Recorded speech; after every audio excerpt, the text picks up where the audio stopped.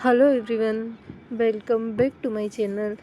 तो आ जाइए, आज हम क्लास 6 के चैप्टर 8 को आगे कंटिन्यू करेंगे। इसमें हम देखेंगे प्रकाश, छायाएं एवं उनके परावर्तन के बारे में। तो जल्दी जल्दी आ जाइए, सभी जुड़ जाइए जल्दी जल्दी। और भैया आपको बहुत सारे एग्जाम्स में हेल्प करेंगे, जैसे एनसीईआरटी बुक रीडिंग जो 3rd ग्रेड टीचर है उसमें साइंस आती है, तो उसके लिए भी ये आपके लिए हेल्पफुल होगा। उसके अलावा यदि हम बात करें तो रेलवे एग्ज़ाम्स में खासकर साइंस मेन रोल प्ले करती है, तो वहाँ पर भी एनसीईआरटी की जो रीडिंग है बुक की वो काम करेगी। वहीं क्लास 6 जो स्कूल एजुकेशन है उनमें तो ये काम करेगी ही। तो ऐसे विभिन्न प्रकार के एग्ज़ाम्स में क्वालिफाई करने के लिए आपको एनसीईआरटी की ज़रूरत होती है। खासकर टीचिंग एग्ज़ाम जो होते हैं वहाँ पर तो मेनली एनसीईआरटी आपको 6 to 12 पढ़नी ही पड़ती है। और हमारे चैनल पर आपको 6 to 12 एनसीईआरटी प्रोवाइड कराऊंगी मैं खुद। 6th क्लास की एनसीईआरटी कवर हो चुकी है, ये 8th क्लास की एनसीईआरटी मैंने पूरी करवा दी है। और ये 6th क्लास की एनसीईआरटी भी चल रही है, जो कि थोड़े दिनों में पूरी हो जाएगी। कुछ प्रॉब्लम्स की वजह से रेगुलर क्लासेस नहीं आ पाती है, लेकिन मैं कोशिश करती हूँ कि कंटिन्यू आपको क्लास दूँ और मतलब पूरा सिलेबस आपका कंप्लीट कराऊँ। तो 6 की ख़त्म होने के बाद हम 7th क्लास की एनसीईआरटी की तरफ आगे बढ़ेंगे। तो आइए हम इस चैप्टर को शुरू करते हैं। आई होप आप सब अच्छे होंगे। हाँ, जुड़ जाइए सब। हाँ, देख सकते हो, बिल्कुल सब चीज़ों आप इन सब के लिए इनको देख सकते हो। जैसे रेलवे में देखा होगा आपने कि साइंस के जितने भी क्वेश्चन होते हैं रेलवे में वो एनसीईआरटी से सीधे आते हैं। यहाँ ध्यान दीजिए, हम अपने चारों ओर अनेक प्रकार की रंग बिरंगी वस्तुएं देखते हैं। तो बिल्कुल हम अपने चारों ओर रंग बिरंगी वस्तुएं देखते हैं। स्कूल जाते समय हम अनेक वस्तुएं जैसे कार है, बस है, साइकिल है, वृक्ष है, जंतु तथा कभी कभी कुछ पुष्प भी देखते हैं। ठीक है, आपके विचार से हम इन वस्तुओं को कैसे देखते हैं? तो प्रकाश और नेत्र, क्या रात्रि में हम नेत्र से देख सकते हैं क्या? नहीं। तो उसके लिए क्या चाहिए? प्रकाश। तो प्रकाश की उपस्थिति में हम इन वस्तुओं को देख सकते हैं।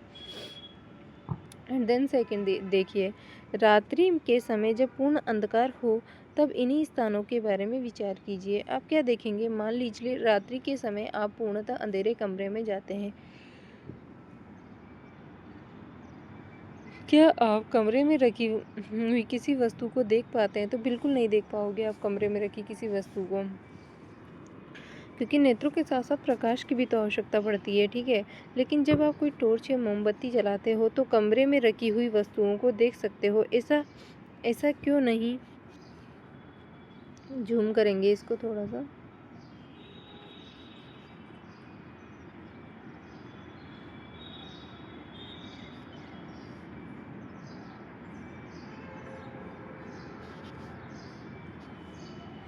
ठीक है, देखिए, जब आप कोई टॉर्च या फिर मोमबत्ती जलाते हो, है ना, टॉर्च या फिर मोमबत्ती जलाते हो, है ना, टॉर्च या मोमबत्ती जलाते हो तो उस कमरे में रखी वस्तुओं को अंधेरे में भी देख सकते हो। क्या ऐसा नहीं है? बिल्कुल ऐसा है कि हम अंधेरे में रखी हुई वस्तुओं को देख सकते हैं। अगर हम टॉर्च जलाएं तो बिना प्रकाश की वस्तुओं को नहीं देख सकते। प्रकाश वस्तुओं को देखने में हमारी सहायता करता है। तो बिल्कुल हाँ, प्रकाश वस्तुओं को देखने में हमारी सहायता करता है। उसके अलावा देखिए, टॉर्च का बल्ब एक ऐसी वस्तु है जो स्वयं प्रकाश देता है। जो टॉर्च का बल्ब होता है वो एक ऐसी वस्तु है जो स्वयं प्रकाश देता है। सूर्य आकाश में एक ऐसा पिंड है जो पृथ्वी को प्रकाशित करता है। जो सूर्य है ना, वो आकाश में एक ऐसा पिंड होता है जो पृथ्वी को प्रकाशित करता है। दिन के समय हमें किसी प्रकाश में वस्तुओं को देखते हैं। जो वस्तुएं सूर्य की तरह स्वयं प्रकाश का उत्सर्जन करती है उन्हें हम दीप्त पिंड कहते हैं। कुर्सी, चित्र तथा जूते जैसी वस्तुओं के बारे में आप क्या कहेंगे? इन्हें आप तभी देख सकते हैं जब प्रकाश एक दीप्त वस्तु जैसे सूर्य, टॉर्च या विद्युत का प्रकाश से इन वस्तुओं पर पड़ता है, तब हमारी आंखों की ओर आता है।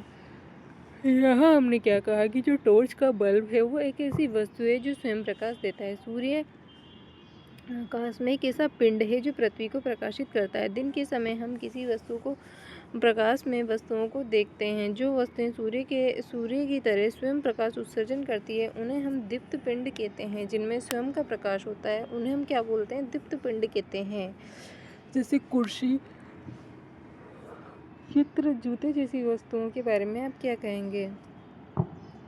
अदीप्त वस्तुएं, भाई इनमें स्वयं का प्रकाश नहीं होता। इन्हें आप तभी देख सकते हैं जब प्रकाश एक दीप्त वस्तु जैसे सूर्य, टॉर्च अथवा विद्युत का प्रकाश इन वस्तुओं पर पड़ता है, तब हमारी आंखों की ओर जाता है, तब हम इन्हें देख पाएंगे, अन्यथा हम इन्हें नहीं देख पाएंगे। अब आपने कभी आपके जीवन में इन 3 टर्म्स के बारे में सुना ही होगा कि ये तीनों टर्म्स क्या होती है? पारदर्शी,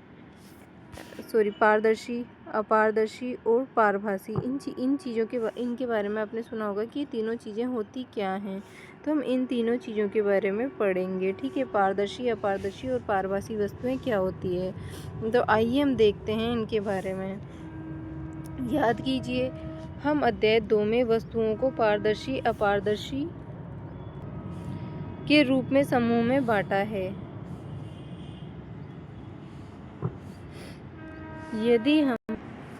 यदि हम किसी वस्तु को आर पार नहीं देख सकते तो हम उसे अपारदर्शी कहते हैं। यदि आप किसी वस्तु के आर पार देख सकते हैं तो वे जो वस्तु प्रकाश को अपने आर पार मतलब अपने प्रकाश को अपने अंदर से होकर जाने देती है, इसी वस्तु को हम पारदर्शी कहते हैं, ठीक है। कुछ वस्तुओं से हम आर पार देख तो सकते हैं परंतु उतना स्पष्ट नहीं, तो उसे हम पारभाषी कहते हैं। अब यहाँ 3 टर्म पड़े, एक अपारदर्शी जिसके आर पार नहीं देखा जा सकता, एक पारदर्शी जिसके आर पार देखा जा सकता है, एक पारभाषी जिसके आर पार देखा तो जा सकता है लेकिन स्पष्ट रूप से नहीं। क्रियाकलाप करेंगे यहाँ पर।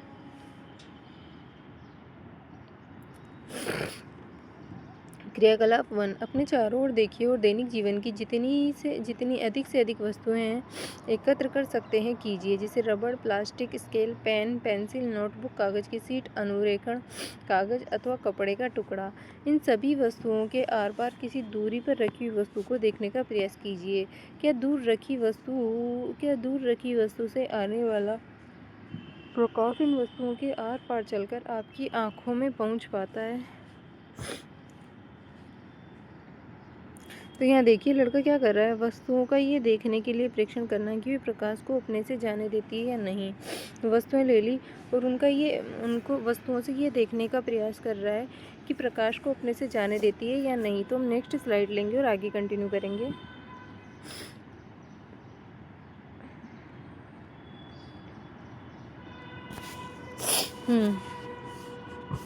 तो देखिए यहाँ पर देखिए वस्तु पदार्थ जैसे पेंसिल, रबर की गेंद, लिखने के लिए कागज़ की शीट। वस्तु के पार देखना संभव है, पूर्णतः आंशिक बिल्कुल नहीं है, टिप्पणी कीजिए।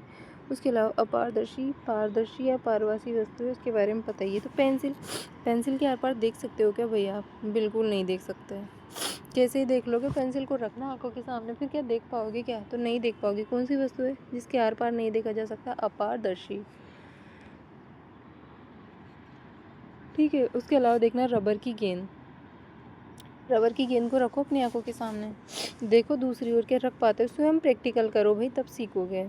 तो आप नहीं देख पाओगे, कुछ भी नहीं देख पाओगे। और तो ये कौन सी वस्तु है? अपारदर्शी। वहीं लिखने के लिए कागज़ की शीट, तो इसके लिखने के लिए कागज़ की जो शीट होती है उसके आप सामने देखोगे तो आपको दिखेगा क्या कुछ? तो आप नहीं कह सकते कि वस्तु के पार देखना संभव है, पूर्णतः आंशिक या बिल्कुल नहीं। तो पूर्ण रूप से विश्वास नहीं है कि दिखेगा या नहीं दिखेगा वस्तु के आर पार। पूर्ण रूप से नहीं कह सकते, तो वस्तु कौन सी हो गई? तो यहाँ पर वस्तु जो है वो पारभाषी हो गई, क्योंकि पूर्ण नहीं दिख रहा है ना, पूर्ण रूप से विश्वास नहीं है कि भाई दिखेगा भी नहीं दिखेगा वस्तु को पार देखने के लिए संभव में। तो वो वस्तु कौन सी हो जाएगी आपकी? पारभाषी। पारदर्शी में तो हम आर पार देख सकते हैं। अब हम आगे पढ़ेंगे, ठीक है। अपने परीक्षणों को सारणी 8.1 के अनुसार लिखिए। हम देखते हैं कि किसी वस्तु अथवा पदार्थ का अपारदर्शी, पारदर्शी, पारभासी होना इस पर निर्भर करता है कि वस्तु के अंदर से होकर प्रकाश को पूर्णतः, आंशिक रूप से अथवा बिल्कुल नहीं, पूर्णतः या फिर आंशिक रूप से या बिल्कुल नहीं गुजरने देती है। जो वस्तु है वो अपने अंदर से प्रकाश को पूर्णतः या फिर आंशिक रूप से या फिर पूर्ण या फिर बिल्कुल नहीं गुजरने देती है। आगे देखिए, छायाएं वास्तव में क्या होती है। हम देखेंगे कि जो छाया बनती है वो वास्तव में होती क्या है। तो आ जाइए, अब प्रत्येक अपारदर्शी वस्तु को धूप में जमीन से कुछ ऊंचाई पर एक एक करके पकड़िए। धरती पर आप क्या देखते हैं? आप जानते हैं कि धरती पर बने ये गहरे काले धब्बे वस्तुओं की छाया के कारण है। कभी कभी आप वस्तु की छाया देखकर वस्तु को पहचान सकते हैं कि भाई ये कौन सी वस्तु है। जैसे मैंने ऐसे अपना फिंगर ऐसे 5 उंगलियां दिखाई, हथेली को दिखाया, तो आप छाया में देखकर उसे पहचान लोगे कि भाई ये हथेली है। मैंने कागज की एक सीट बिछाइए, मैदान में कागज की सीट बिछाइए। किसी सामान्य जानकार अपारदर्शी वस्तु को किसी ऊंचाई पर, अपारदर्शी जो प्रकाश को अपने आर पार नहीं जाने दे, किसी ऊंचाई पर यहाँ पर देखिए क्या है कि कभी कभी वस्तु की छाया वस्तु की आकृति के बारे में बता देती है। तो आपको करना क्या है? सामान्य जानकार अपारदर्शी वस्तु को किसी ऊंचाई पर हाथ में इस प्रकार पकड़िए कि उसकी छाया जमीन पर बिछी कागज की सीट पर पड़े। अब आप वस्तु को पकड़े हुए हो तो उस समय अपने मित्र से छाया की बाहरी रेखा खींचने के लिए कहिए। इसी प्रकार अन्य वस्तुओं की छाया की बाहरी रेखा खींचिए। अब अपने कुछ अन्य मित्रों से छायाओं की बाहरी रेखाएं देखकर वस्तुओं को पहचानने के लिए कहिए कि वे कितनी वस्तुओं की सही पहचान कर सकते हैं। क्या आप अपनी छाया किसी अंधेरे कमरे में अथवा रात्रि में जब कोई प्रकाश नहीं है देख पाते हैं? तो बिल्कुल नहीं देख पाओगे। जब आप अंधेरे में, जहाँ पर कोई प्रकाश ही नहीं है, वहाँ पर आप कैसे देख लोगे, है ना? क्या आपको उस समय कोई छाया दिखाई देती है? तो नहीं।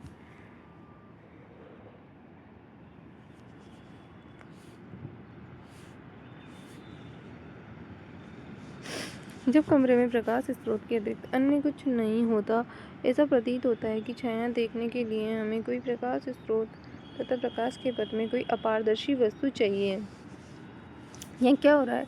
क्या आपने किसी छाया, मतलब जहाँ पर अंधेरे कमरे में या फिर रात में कोई प्रकाश नहीं है, वहाँ देखते हैं, तो क्या आपको उस समय कोई छाया दिखाई देगी? तो नहीं। जब कमरे में प्रकाश स्रोत के अतिरिक्त अन्य कुछ नहीं होता है, ऐसा प्रतीत होता है कि छाया देखने के लिए हमें कोई प्रकाश स्रोत या प्रकाश के पथ में कोई अपारदर्शी वस्तु चाहिए। इसके अतिरिक्त कोई अन्य वस्तु भी चाहिए।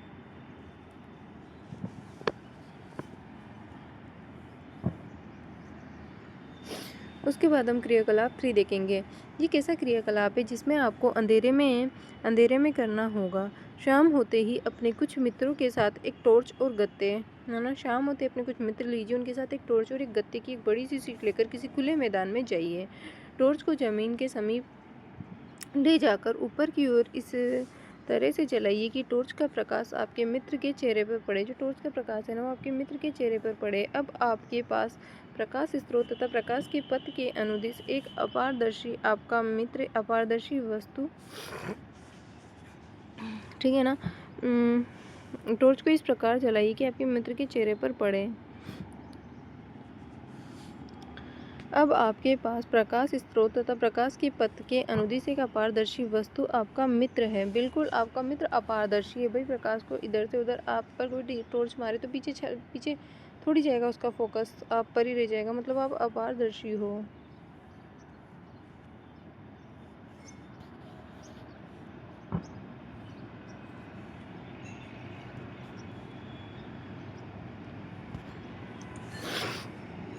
छाया पर्दे पर ही बनती है। अब आपने किया क्या है, आपका ये मित्र है, उस पर ऐसे इस पे ऐसे टॉर्च मारी, ठीक है, और मतलब टॉर्च मारी, तो ये आपका मित्र क्या हो गया? अपारदर्शी। और पीछे ऐसे कागज़ की सीट लेकर आपके एक मित्र को खड़ा कर दिया। आपके मित्र के पीछे पड़े इमारत अथवा कोई अन्य वस्तु न हो तो क्या तब भी आपके मित्र के सिर की छाया दिखाई देगी?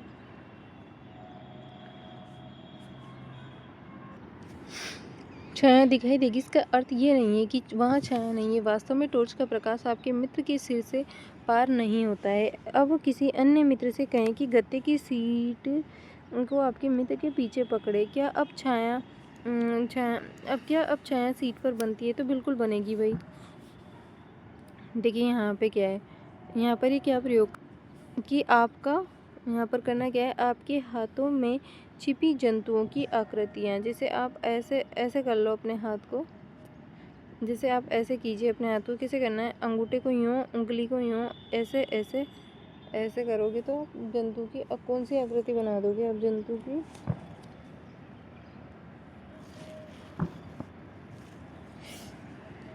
वैसे आप ऐसे करोगे दोनों हाथों को तो आप कौन सी आकृति बना दोगे।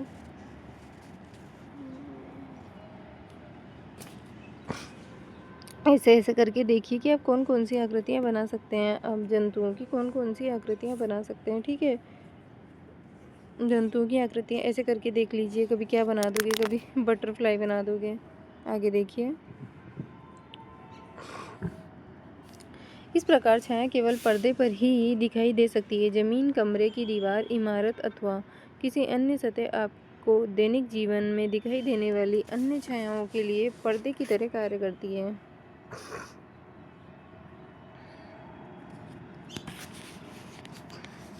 छायाओं में हम वस्तुओं की आकृतियों के बारे में कुछ जानकारी प्राप्त करते हैं। कभी कभी तो छाया हम सभी को वस्तु की आकृति के बारे में भ्रमित भी कर सकती है। चित्र 8.4 में दिखाई गई हैं, जिन्हें हम अपने हाथों से बनाकर विविध जानवरों की छाया का भ्रम उत्पन्न करते हैं ना करते हैं। है ना ये मज़ेदार बात। अब हम देखेंगे क्रियाकलाप 4।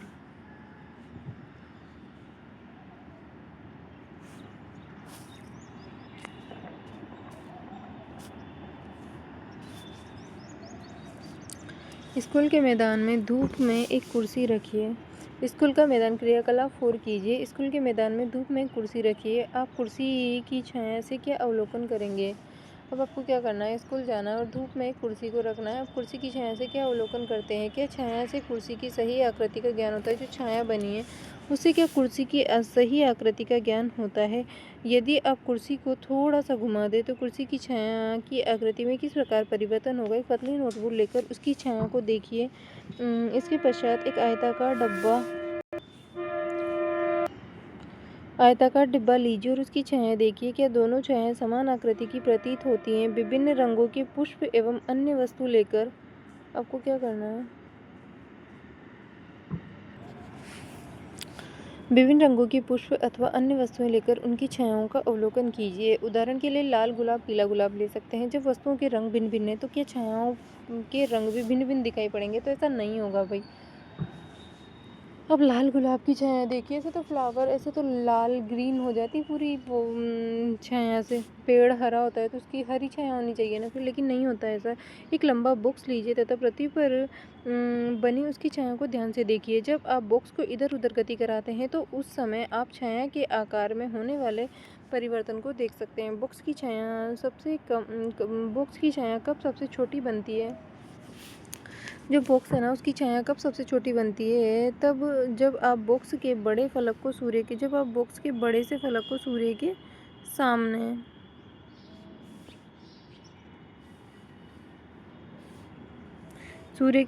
रखते हैं। जब आप बड़े फलक को सूर्य के सामने रखते हैं, ठीक है।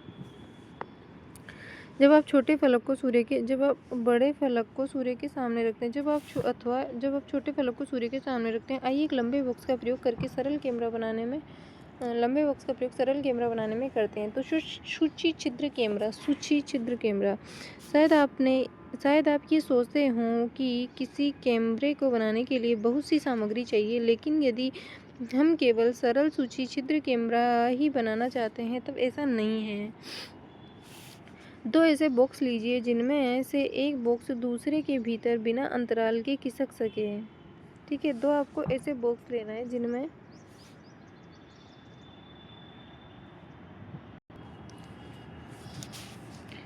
देखिए, शायद आप ये सोच सकते हैं कि कैमरे को बनाने के लिए बहुत सी सामग्री चाहिए, लेकिन हम केवल सरल सूची छिद्र कैमरा बनाना ही चाहते हैं। सूची छिद्र कैमरा ही बनाना चाहते हैं तब ऐसा नहीं है। दो बॉक्स लीजिए जिनमें से एक बॉक्स दूसरे के भीतर बिना अंतराल के खिसक सके। दोनों बॉक्सों का एक एक छोटा फलक काट लीजिए। एक बड़ा बॉक्स लेकर इसे दूसरे छोटे फलक के बीचों बीच एक छोटा छिद्र बनाइए। इसी प्रकार छोटे बॉक्स दूसरे छोटे फलक पर वर्गाकार आकृति। हमने टॉपिक शुरू कर दिया है लेकिन टाइम थोड़ा ज़्यादा हो रहा है, तो हम एक काम करते हैं, इसको अभी ये समझ नहीं आएगा कि क्या होता है सूची छिद्र कैमरा। तो मैं जो सूची छिद्र कैमरा है उसके बारे में हम क्यों ना हम कल बात करें सूची छिद्र कैमरे के बारे में।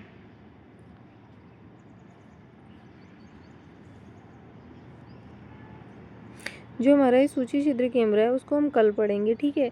उसके ये सारे पॉइंट हम देखेंगे कि ये भाई कैसे कैसे क्या कार्य करता है। उसके अलावा फिर हम सूची छिद्र कैमरा पढ़ने के बाद हम देखेंगे परावर्तन मतलब दर्पण तथा उसके परावर्तन के बारे में। फिर हम इसके क्वेश्चन आंसर सोल्व कर देंगे। तो आगे नेक्स्ट 2 पार्ट आएंगे, उसमें चैप्टर आपका कंप्लीट हो जाएगा। अभी वीडियो 20 मिनट के लगभग हो चुका है, तो फिर वीडियो लेंदी हो जाता है। फिर आप बोलते हो कि मैडम इतने बड़े बड़े वीडियो बनाते हो, इसलिए भाई सूची छिद्र कैमरा को हम कल पढ़ेंगे। जहाँ आपको समझ ना आए वहाँ आप कमेंट कीजिए। आई होप आपको सब कुछ समझ आएगा।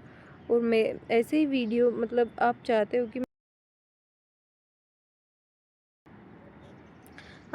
कि मैं इन वीडियोस को कंटिन्यू रखूं, तो भाई आप कमेंट करके बता सकते हैं कि हाँ मैं ऐसे 6 क्लास से रिलेटेड पूरी बुक के चैप्टर ऐसे चाहिए, मतलब ऐसे रीडिंग बुक के फॉर्म में चाहिए, तो आप हमें पढ़ाइए मैडम ऐसे। और आपको जहाँ भी प्रॉब्लम आए आप वहाँ कमेंट कीजिए, मैं आपकी प्रॉब्लम को सोल्व करने की कोशिश करूँगी। तो जब तक के लिए जय हिंद जय भारत। हंसते रहिए, मुस्कुराते रहिए, पढ़ते रहिए और अपना ध्यान रखिए भाई, ठीक है। तो आज आज के लिए इतना ही, बाकी हम पढ़ेंगे कल। जब तक के लिए जय हिंद जय भारत।